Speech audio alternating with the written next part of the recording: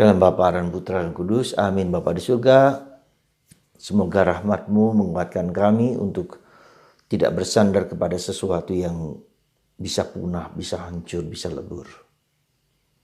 Dan kami menyadari akan keabadian kami yang dimulai sekarang, di mana kami harus bersandar kepada Yesus, Sang Abadi, Sang Juru Selamat, Sang Penebus, Alfa dan Omega.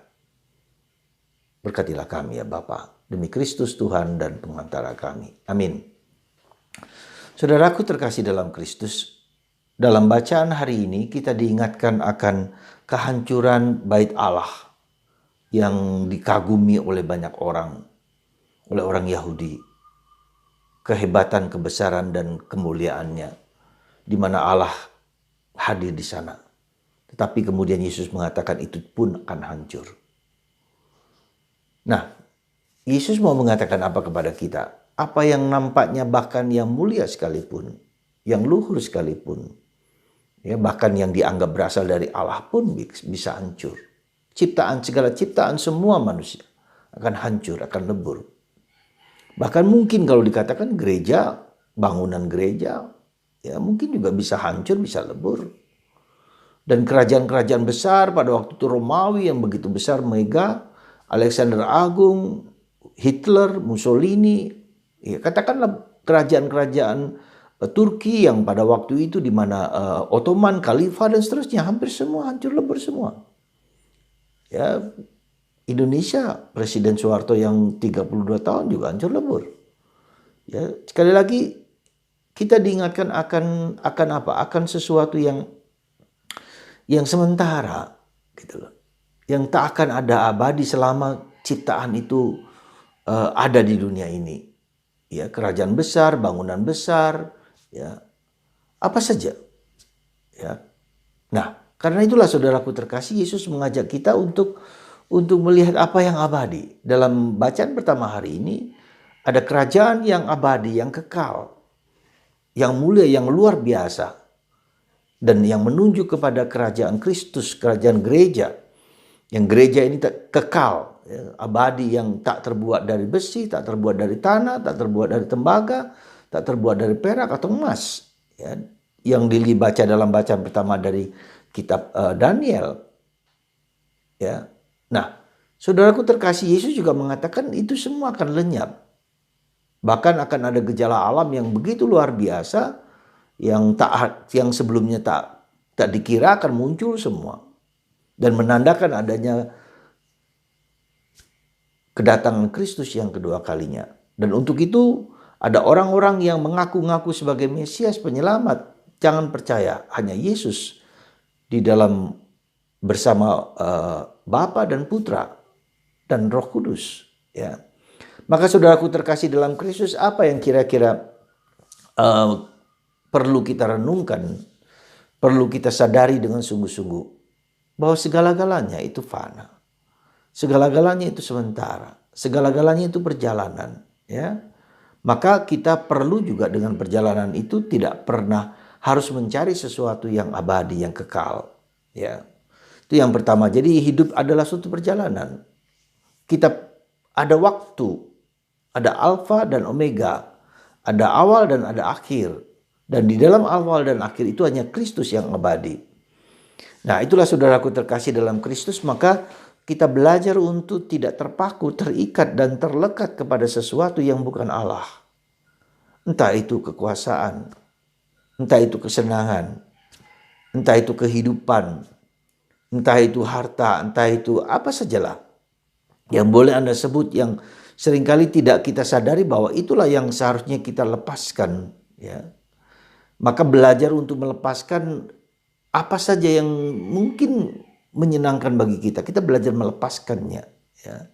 Letting go. Ya, ada sesuatu yang harus kita cari dan kita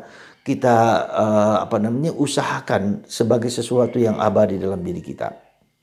Bahkan Yesus mengatakan bait Allah pun jadi sesuatu yang nampaknya mulia, yang agung, bahkan itu pun bisa hancur. Karena itu ciptaan manusia. Ya.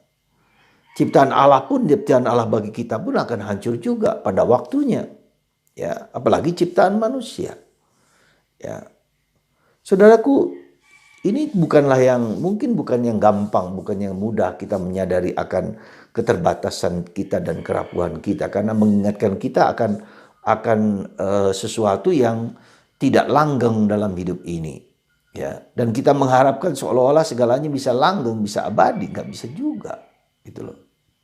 Nah, maka para saudaraku terkasih, karena ini tidak langgeng, tidak abadi, maka kita perlu mencari sesuatu yang abadi, yang kekal. Nah, Yesuslah, di dalam Yesuslah keabadian itu terjadi. Nah, secara konkret apa yang harus kita lakukan dalam yang dianjurkan Yesus, yaitu apa? Kasih. Ya, iman, harapan, dan kasih sebetulnya. Ya, dalam iman itu, iman akan Yesus yang datang dari Allah sendiri bagi kita. Harapan ya, bahwa kita dalam diri Yesus akan mendapatkan janji yang Ia berikan kepada kita. Dan yang paling utama dalam tanda petik ya, kasih. Kenapa? Ya karena orang dengan berbeda agama itu seolah-olah memiliki iman yang menurut mereka, entah agama Katolik, agama Kristen, agama Islam, agama Hindu, punya iman yang berbeda-beda, ya, keyakinan. Nah, punya harapan juga berbeda-beda, tetapi tidak pernah beda dengan kasih, ya. Karena itulah maka kita berjuang untuk hidup. Maka Yesus mengatakan pada akhir hidup kita akan diadili oleh berapa besar kasih yang kita bisa berikan kepada Allah dan kepada sesama. Ya, jadi inilah ukuran yang paling fundamental dan inilah yang abadi. Ya, kasih kepada Allah dan kasih kepada sesama. Bukan pada kuantitas tapi kualitas. Ya, kasih Anda kepada Allah dan kasih Anda kepada sesama manusia, dan saya juga, ya. Semua kesempurnaan kasih itulah yang harus kita perjuangkan dan harus kita cari. Ya, harus kita cari sekali lagi. Ya, bukanlah segampang kalau kita mengatakan lagu-lagu yang bersifat kasih dan segala macam, tapi kasih yang kita cari, kita temukan, yang kita dapatkan, yang kita hadapi, yang kita miliki, ya. Dan seringkali untuk menghayati kasih itu Yesus apa? Ya, memberikan orang-orang yang tidak mengasihi, ya, yang menjengkelkan, yang menakutkan, ya. Dan itulah cara Tuhan untuk mendidik supaya kita berjuang untuk mengasihi siapa saja. Terlebih orang-orang yang kita tidak sukai, yang tidak kita cintai, yang tidak kita sukai. Itulah keabadian. Maka saudaraku terkasih dalam Kristus, mari kita cari keabadian dalam diri kita, dalam diri Anda, yang langgeng, yang abadi dalam perjuangan dan proses yang kita jalani. Jadi sekali lagi kita mencari dan menemukan. Semoga Anda dan saya dan kita semua hidup dalam cinta, hidup dalam kasih, ya, dan hidup dalam kuasa abadi yang Tuhan berikan kepada kita dimanapun, kapanpun. Semoga kita disadarkan akan yang utama dalam diri kita, yang abadi, yang kekal. Janganlah yang hampir habis.